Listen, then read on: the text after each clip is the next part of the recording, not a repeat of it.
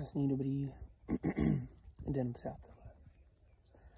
Já teda ještě nemám hlas úplně v pořádku, ale na druhou stranu cítím, že už dlouho chci sdílet a teď za poslední rok, 2 jsem toho moc nezdílel a když jsem něco sdílel, tak jsem sdílel ohledně života na louce a louky a zvířat hospodářských a našeho azylu a našeho snažení se o komunitní žití a bla, bla, bla. A vlastně naše komunitní žití, které vlastně ani nebylo zase tak moc komunitní, ale spíš takový individuální, každý si dělal, co chtěl a zároveň a vzájemně jsme se tak nějak jakoby po většinu času nedoplňovali a spíš jako energeticky byli, tak jsem vlastně svůj hlas úplně ztratil s tím, že jsem nemluvil, upadal jsem z toho zas do nějakých těžkých stavů, sebelítosti a nedůvěry v lidi a vůbec v nějakou změnu tady na tomhle světě. Teda tady ten svět se o sebe asi jako dokáže, nebo ne asi, ale určitě se o sebe dokáže postarat sám a pokud my mu nezačneme naslouchat, tak on se postará i o nás, tak jako už to udělal několikrát.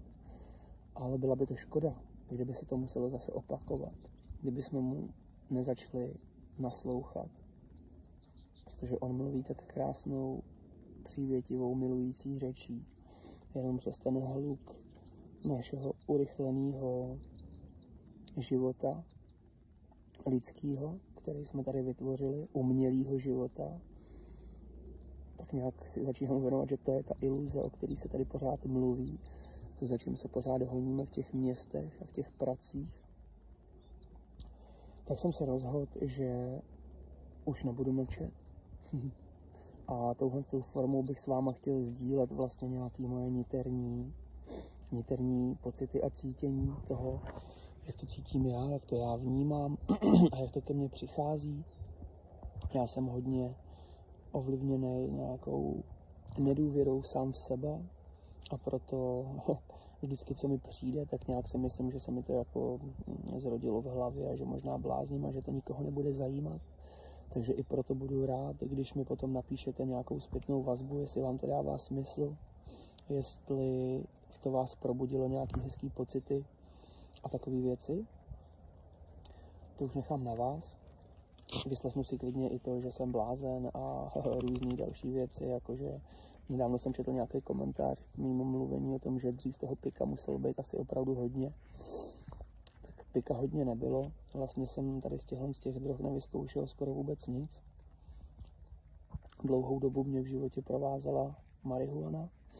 To jo, to mi pomáhala se z toho úplně asi nezbláznit, tady z toho, jak mi od jak živa nedává ten život, jaký lidi vytvořili a žijou, jak mi nedává smysl. A uzavíral jsem se v takovém svým vnitřním zhuleném světě. A to bych chtěl všechno ukončit. Vlastně už asi 14 dní, pro někoho to může být málo, ale pro mě to už je zase po dlouhé době velká pauza, protože už 17 let jsem byl každodenním huličem a teďka procházím takovou očistou, kdy při té očiště jsem vlastně přišel i docela ohlasivky a ohlas. Všechno mi bylo ukázáno, proč se to děje a z jakého důvodu, což pozdílíme třeba později. Tohle je vlastně jenom takový úvod. Ty mě trošku vyrušil. I když jsem ho zavřel doma, tak stejně zase uličník tamhle s Robinem se nějak dostali ven. Nevím jak, to zjistím, až přijdu domů. Protože všechno jsem bral tak nějak jako svobodně, že všichni můžou si lítat, kde chtějí a bla, bla, bla, bla, protože vím, že oni ty zvířata jakoby neloví, maximálně je chvilku proženou a to je celý. I když páni myslivci s tím mají problém. Očividně obou stranám se nelíbí, co ty strany dělají, ale o tom třeba někdy jindy. Akorát, že prostě po jednom takovém pobytu víkendovém se mi otevřely nějaký nový věci ve mně a zjistil jsem, že to se mnou vůbec nesouzní a že prostě kdyby tady byla krásná divoká příroda taková, jaká má být, tak s tím nemám vůbec problém, ale to, co se tady vlastně děje teďka, že lesy ubývají, protože to nebyly pořádně ani lesy, ale jenom plantáže vytvořený člověkem, monokulturní prostě, aby mohli zase těžit a dělat si s přírodou, co chtějí, což už by mělo naprosto razantně a jednoznačně skončit, protože jinak si vykopeme svoje vlastní hroby a uřízneme si větve, na kterých sedíme my jako lidská společnost a nezachrání nás ani naše betonové džungle. Ty to naopak ještě víc zhoršujou a lidi v nich prožívají, což aspoň teďka pozoruju, když se tam občas dostanu vlastně docela těžký časy a ty energie tam jsou opravdu těžký a nemocný a nehezký, takže tahle betonová džungle rozhodně není řešení. Řešení je nechat lesy a přírodu růst. Za mě, tak to cítím. Toto vlastně už před lety ve mně vznikla taková touha založit organizace Nech mě růst, načež samozřejmě všechno má svůj čas, jak jsem si teďka uvědomil. A já jsem na to nebyl připravený, ale okolnosti mě k tomu sami dovedly a vlastně s Kateřinkou jsme loni na jaře začali tuhle organizaci tvořit. A i když se to v nás obou ještě tak nějak úplně tvoří a formuje, co všechno ta organizace bude vlastně jakoby dělat a tvořit a jak bude fungovat, tak jedním ze zaměření budou právě tady tyhle hovory v lese. Na minulý procházce mi přišlo, že by to mohly být něco jako zprávy z lesa, nebo zprávy od lesa, nebo něco takového, nebo tak. A no, abych se vrátil k tomu, tak dneska je les zase plošně vykacovaný šílenýma ničivýma strojema, který se jmenují harvestory. A ty to berou fakt velice plošně. Teď vlastně já se nacházím tady na jedné z těch mítin a pasek, kterou tady právě ten harvestor vytvořil. A další takový problém, který jsem uviděl a ucítil, je, že prostě tu přírodu potom ani nenecháváme sami dále růst a postarat se o sebe samotnou, ale zase do ní zasahujeme a sázíme tady vlastně zase jakoby monokultury na určitých místech rozdělených fragmentově. A už vidím jenom na těch stromkách, že ty, co tady vyrostou, tak nějak jakoby sami, když mají ten prostor, jako třeba tamhle přede mnou je taková březovo-smrková školka, která tady vyrostla sama a vypadá úplně zdravě, krásně a silně. A pak se podívám na ty stromečky, které sem byly přivezeny z nějakých těch školek, vypěstovaný mimo les vlastně a zase zasázený člověkem. Buď se stavějí jakoby pletivové oplocenky nebo dřevěné oplocenky, anebo se ty stromky natírají nějakým sajrajtem, který těm zvířatům smrdí a oni to pak jakoby prý neokusujou. I když já, co jsem vypozoroval, tak kdyby my jsme nezasahovali do té přírody, tak ty zvířata jsou naopak ty přírodní zahradníci a pečovatelé o ty prostory a oni to nikdy nevyžerou. Za další, ono je to obsáhlý téma, tak já to teďka jenom nastřílím, bereme to jako takový úvod a pak se každému jednotlivému tématu budeme věnovat zvlášť a budeme je pomalinku odkrývat společně a otevírat. Vy se budete moct určitě i ptát a posílat vaše dotazy a komentáře a já se vám na ně budu snažit zase jakoby vlastně zodpovědět, ale teď, abych se vrátil k tomu mému pozorování, tak vlastně tady tohle umělé řízení přírody, vlastně taháme sem ten Matrix z té betonové džungle, co jsme si vytvořili a jako víc a víc lidí vnímám, že cítí, že to vůbec nefunguje, tak taháme i do té přírody. No tady já vidím, že to už vůbec nefunguje. Načež prostě tady lesáci postaví oplocenky a myslí si, že tím ochrání ty stromy, pak přijde prostě vítr nebo sníh a popadají tady další stromy, které už najednou nemají stabilitu, protože prostě do toho lesa je hodně zasaženo a ty oplocenky jsou opět většina z nich zničeny, takže vlastně je to takový boj s větrnými mlýny, nebo jak se to říká, nevím. Takže si vlastně přiděláváme strašně moc práce a ten efekt možná na nějakou tu těžbu a výnos pro člověka je možná Atilka, tady na místo lehni si šupky. Teďka máme klídek, pak jdeme, jo? Tak možná, i když si nemyslím, funguje nějakým způsobem aspoň, ale určitě neudržitelně a určitě ne pro blaho nás lidí jako celku a ani té přírody, ani těch zvířat, vlastně celku téhle planety a tohle z toho společenství.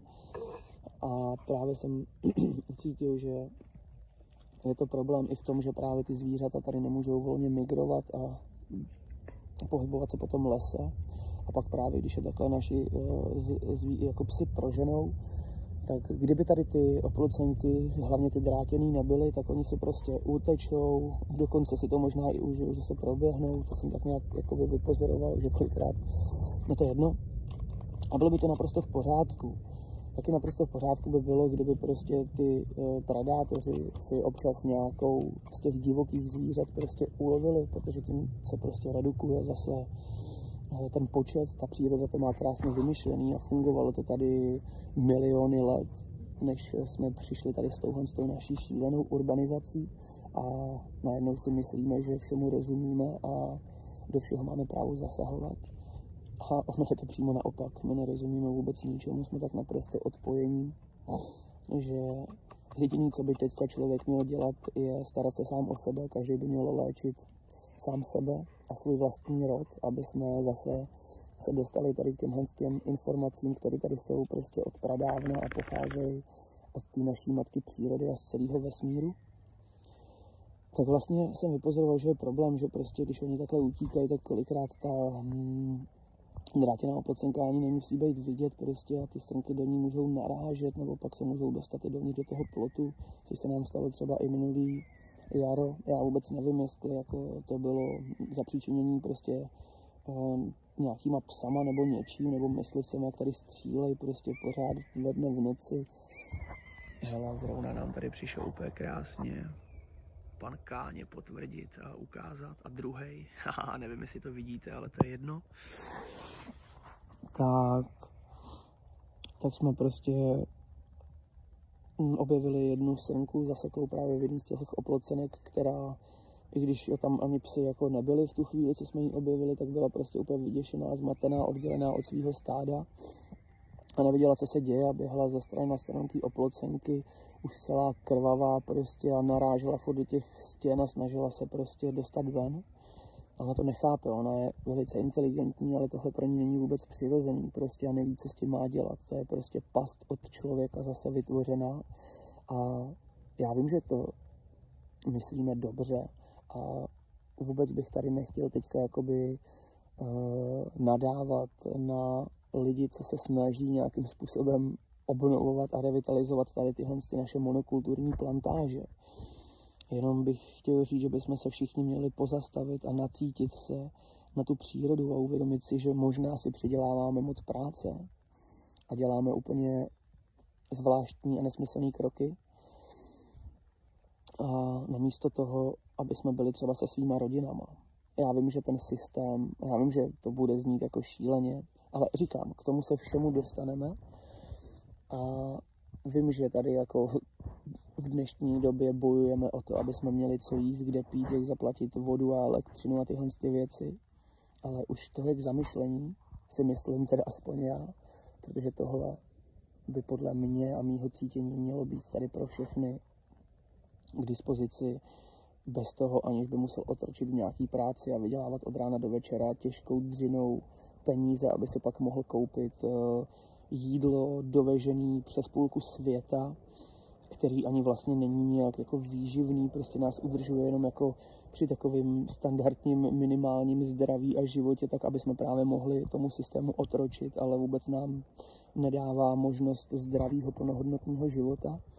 Dokonce mám teďka bráchu na Novém Zélandě, kde je spoustu těch farem, ať už na zvířata, nebo právě na nějaký ovoce a zeleninu, která se sem dováží. A on mi třeba říkal, hele brácha, my jsme teďka dělali na skleníkách s rajčatama a to je prostě hustý, jo. Tam se napíchají zelený rajčata nějakou látkou, aby zčervenaly, pak se to sklidí a posílá se to přes celý svět. Prostě zase lidem do těch jejich supermarketů, kde oni si to kupujou a myslí si, že si kupujou něco, co jim dá nějaký živiny, ale přitom to tak vůbec není. Moment, teď jsem zase zpátky. Zdravíčko, přátelé, ještě jednou a jsme se zpátky. Musel jsem odběhnout, protože Atilka, tady tahle se rozhodla, že nebude poslouchat, takže jsem pro ní musel zaběhnout. Atila, lehni.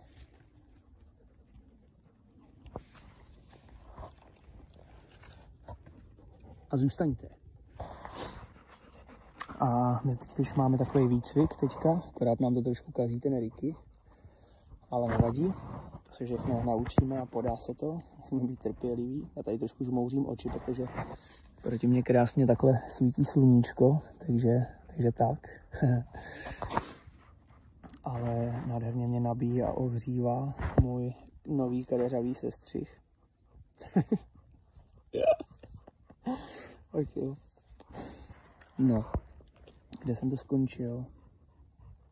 Myslím si, že u toho bráchy a u těch plodin, ale to jsme si tak nějak jakoby řekli.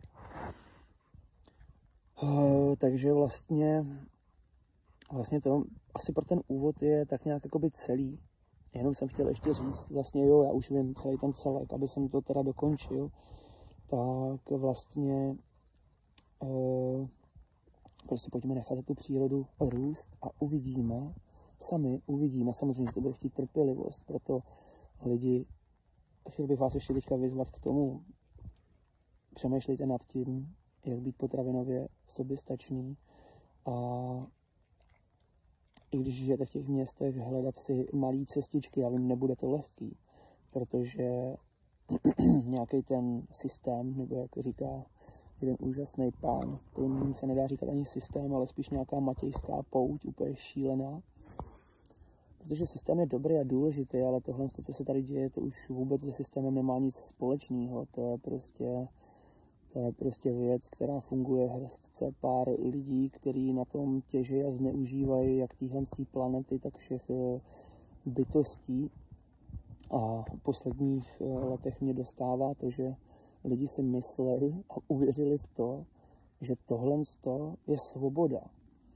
A třeba i jakoby spoustu ochránců zvířat, teďka myslím třeba těch hospodářských, zdravím vás, všichni vegani a veganky, si myslí, že jakoby vlastně nějakým způsobem asi jako člověk je svobodný a je potřeba, aby pomáhal zvířatům, který jsou fakt jako teďka ve velkým zotročovaný, ve velkochovech prostě a zneužívány a vlastně mučení. A akorát, že já to samozřejmě tak vnímám, to není nic správného a vytváříme si tím úplně energetický zátěže a balasty a přivádíme sem zvířata, který tady na téhle planetě ani vůbec nemají bejt a bla. O tom se můžeme bavit zase jindy, to jsem chtěl jenom tak jako nastínit, ale za mě, co jsem tak nějak vypozoroval a ucítil, první krok je mít každý kousek svý půdy a tam si pěstovat zdravý jídlo. Vůbec není cesta za mě zase nějakých ve velkým nějakých prostě průmyslově zpracovaných potravin, protože to prostě není bytostem přirozený. Bytosti, ať už to my, teda co se nazýváme lidi, ale taky zvířata a všechny ostatní bytosti prostě potřebují zdravý, krásný, šťavnatý, éterický, energický jídlo, který nám dala naše matka Zem. A do budoucna to vnímám tak, pokud necháme planetu kýpit, tak ani nebudeme muset pracovat tolik na našich zahradách a záhoncích. A opravdu teďka, jak to vnímám já, každý by měl vytvořit kousek svýho ráje, který mu bude poskytovat soběstačnost a zbytek planety, tak nějak nechávat růst a kýpit a ona se revitalizuje, obnoví se a dá nám zase to zdravý, nádherný, krásný, plnohodnotný jídlo, kterýho my už nebudeme potřebovat ani tolik. Jo? My dneska jíme, za mě, co pozoruju sám na sobě, tak my jíme o 90% víc, než potřebujeme, jenom protože zajídáme nějaké svoje bolístky a křivdy a tyhle ty věci, které zase jenom pramenějí z toho, že nežijeme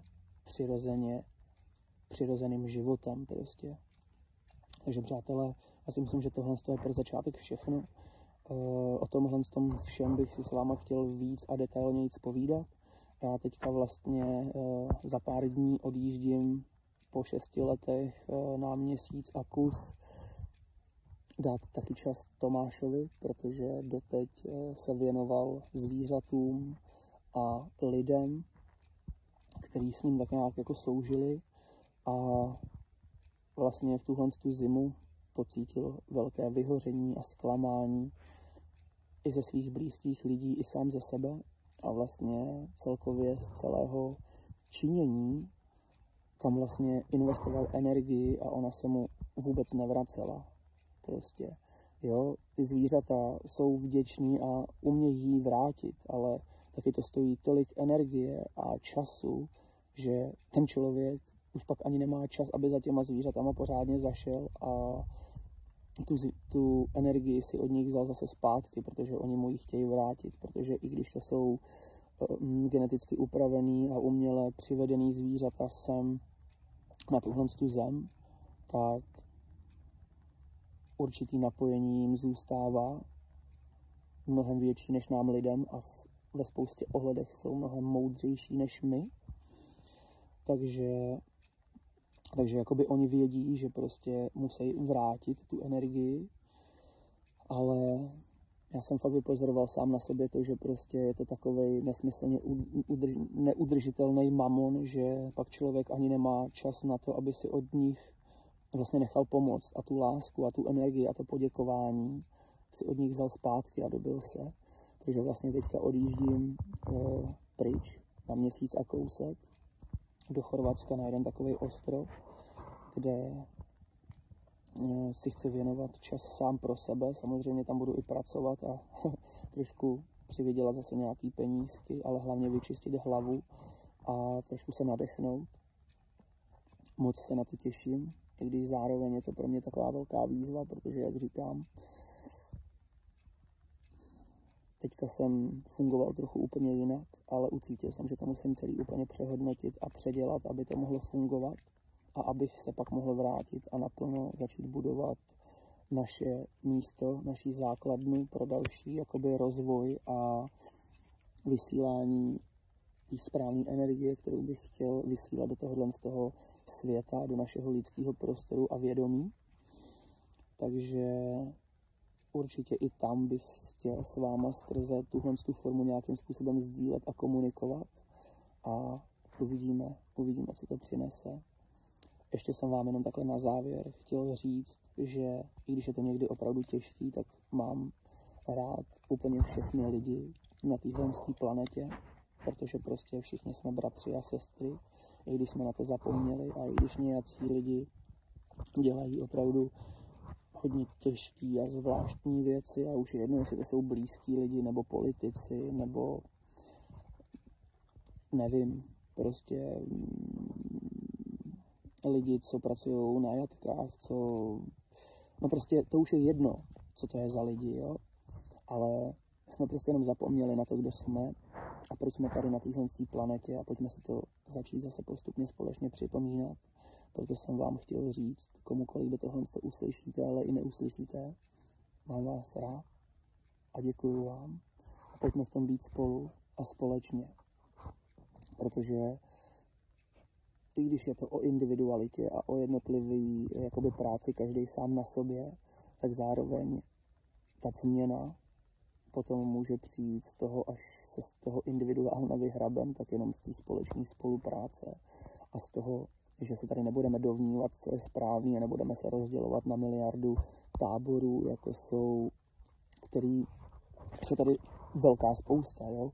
Jedno velké rozdělení prostě vnímám jako spoustu náboženství, který mi nedávají ani trošku smysl i když v každém je jako nějaká prapodstata něčeho, ale je to tak překroucený jenom proto, aby to zase rozdělovalo lidi na několik táborů, ať už to jsou vegani, vegetariáni, masojedlíci, frutariáni, bretariáni, nevím co všechno dohromady, tak to, že se budeme rozdělovat na tyhle tábory a budeme namísto toho, aby jsme se pomáhali a podporovali a naslouchali si, tak budeme chtít každému předat ten svůj úhel pohledu a tu svoji pravdu, tak tady budeme mezi sebou akorát jenom bojovat a opravdu to nedojde nikam jinam, než že nás tahle planeta opět zase zatřese ze svého nádherného těla a bude se od nás muset očistit a bude to muset začít celý od začátku, přátelé.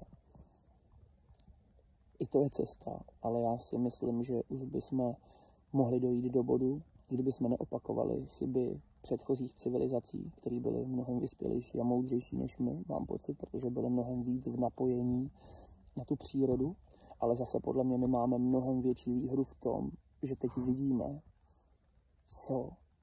protože ta příroda nám podle mě dala mnohem delší čas na to dotáhnout to do úplně devastujících a kritických podmínek prostě a můžeme vidět, co tvoříme jako společnost a pojďme se nad tím zamyslet, pojďme se nad tím hlavně zacítit, možná ani ne tak zamyslet, protože toho myšlení a přemýšlení už bylo moc a všichni z toho máme akorát těžký a zahlcený hlavy, takže pojďme se napojovat zpátky tady na naše srdce skrz tuhle krásnou přírodu, najděme si každý nějaký svůj oblíbený strom, kytku, místo v přírodě, v parku, broučka a pojďme je sledovat, pojďme se s nima spojovat, pojďme se od nich učit a pojďme být. Mějte se krásně, přátelé, a u dalšího povídání na viděnou. A jinak, kdo byste se chtěli potkat osobně a popovídat si a něco procítit a prožít a projít se třeba tady naší přírodou a poznat poznat zvířata, se kterými žijeme a prostě jak žijeme a jaký jsou naše další jakoby směry a kroky, protože i my se musíme vymotat z toho, do čeho jsme se zamotali. Tak nás klidně navštivte a vlastně od 1. dubna si myslím, že nebo od května začne nějaká jako sezóna, kdyby jsme vám chtěli být otevření a chtěli bychom tady být i z velké části pro vás a vy si s náma budete moct vyzkoušet právě nebo zažít, jak my budujeme na těch 2 hektarech to naše místo soběstačnosti, jak pro nás, tak pro ty zvířata, ale taky vyzkoušet, jak my posilujeme naší energii, jak pracujeme sami se sebou a že máme na čem pracovat všichni, kdo tady žijeme a budeme žít. Takže budeme vám otevření a můžete kdykoliv napsat a domluvit se s náma a přijet, to si tady zkusit zažít, prožít, vypadnout na chvíli třeba z toho šílenství toho města. My vám tady poskytneme jídlo, přístřeší, zázemí, informace a vy si tady můžete vlastně na oplátku, na výměnu to odpracovat, ať už staráním o zvířata, o zahradu, o lesy, o komunikaci s lidma, cokoliv vám bude blízký. Věřím, že stavění, prostě hraní si s hlínou a přírodníma materiálama. Každý si tady něco najde, takže tímto bych vás chtěl vlastně potom od toho května nějakého k nám už takhle předem vlastně jakoby pozvat. Mějte se krásně, milí bytosti a buďme tady pro sebe, pojďme se zbavit té záště a nenávisti. A kdysi dávno mě přišlo do života takový nějaký pořekadlo a tam se říká, že toho, koho je nejtěžší milovat, to potřebuje nejvíce. A v průběhu života jsem si to ještě podle sebe já upravil a je to ještě trošku jinak. Tohle je velká pravda, ale já jsem ucítil, že toho, koho je nejtěžší milovat, tak to my potřebujeme nejvíce se naučit milovat, protože ten nám nejvíc zrcadlí naše slabé stránky a když se naučíme milovat toho, pro kterého je pro nás nejtěžší milovat, tak je potom už úplně snadný milovat všechny ostatní.